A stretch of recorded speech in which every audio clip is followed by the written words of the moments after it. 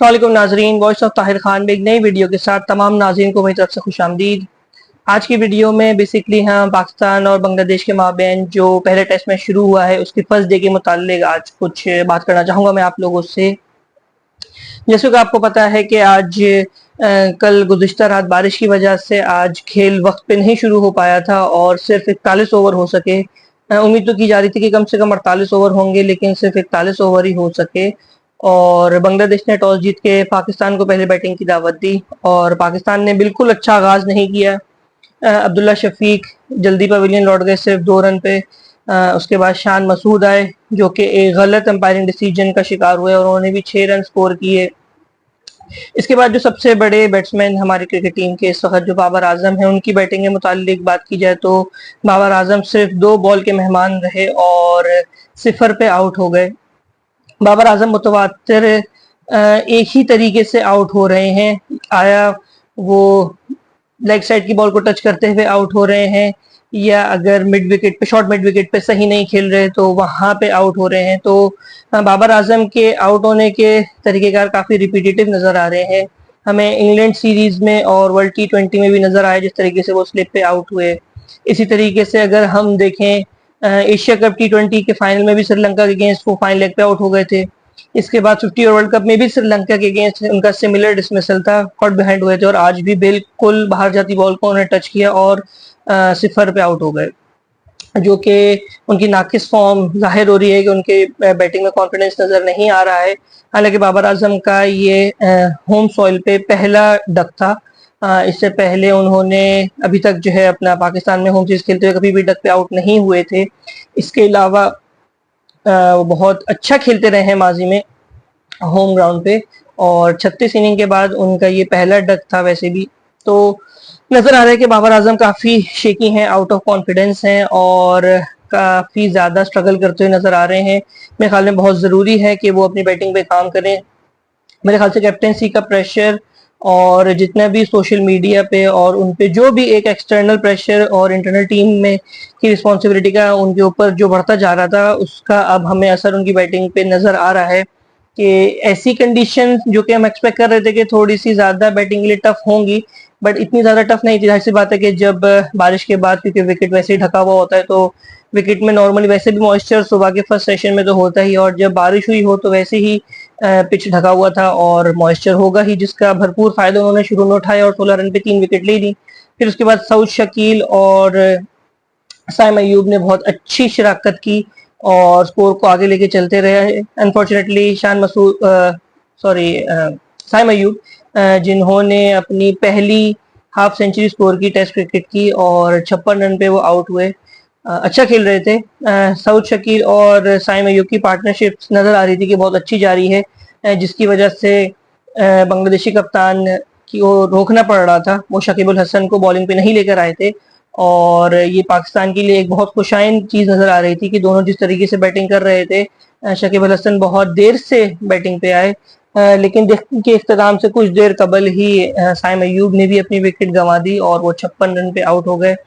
उनके बांग्लादेश के दोनों ओपनिंग फास्ट बॉलर्स ने 2-2 विकेट ली, शफीउल इस्लाम ने और हसन महमूद दोनों ने 2-2 विकेट ली। अभी इस वक्त सऊद शकील 57 और रिजवान 24 रन पे क्रीज पे मौजूद हैं।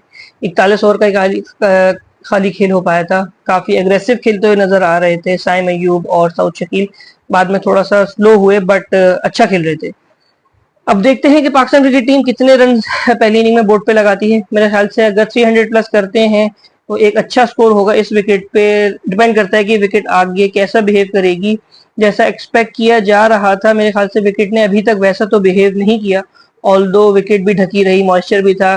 फर्स्ट स्पेल में तो उन्होंने फर्स्ट बर्स्ट में तो बांग्लादेशी बॉलर्स ने कंडीशंस का भरपूर फायदा उठाया और 16 रन पे 3 विकेट हासिल की और वो उसको फर्दर कैपिटलाइज नहीं कर पाए, जो कि उनको शायद करना चाहिए था।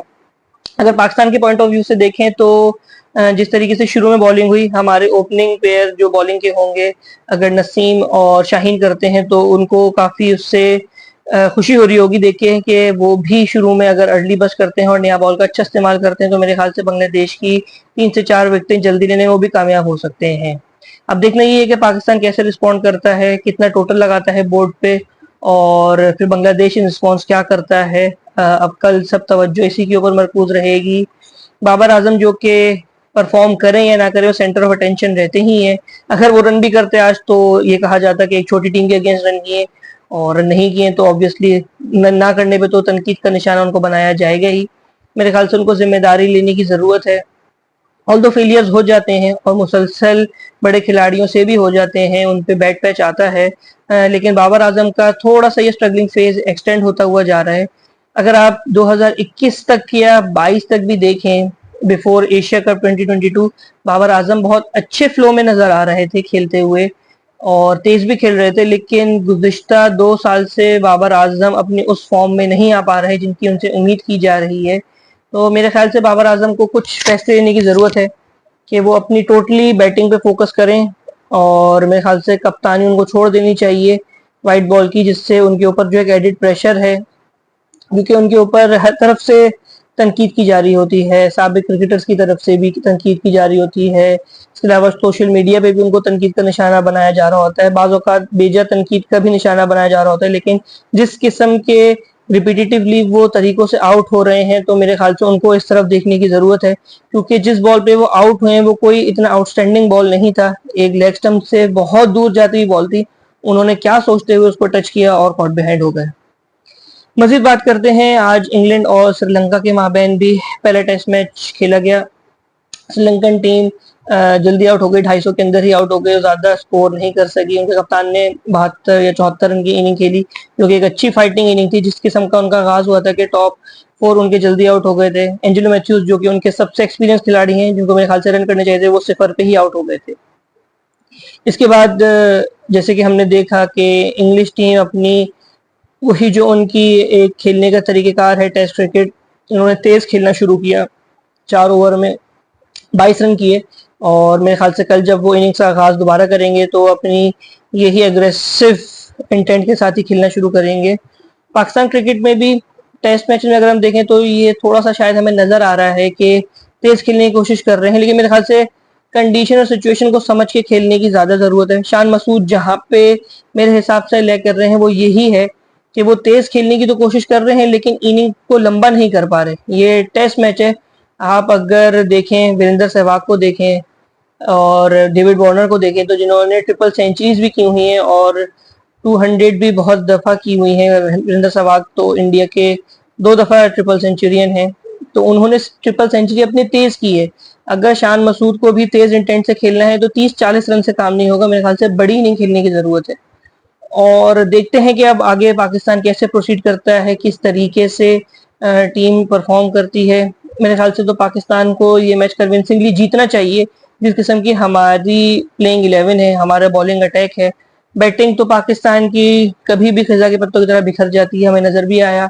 अब्दुल्ला शफीक भी नाकाम रहे, शान मसूद और फिर बाबर आजम भी।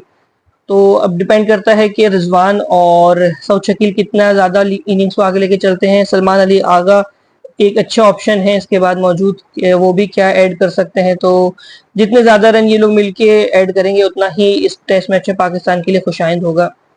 कल देखते हैं फिर क्या होगा। तो इंशाअल्लाह ताला जरूर आपकी खिदमत में एक नई वीडियो के साथ हाजिर होंगे। तब तक के लिए अल्लाह हाफिज।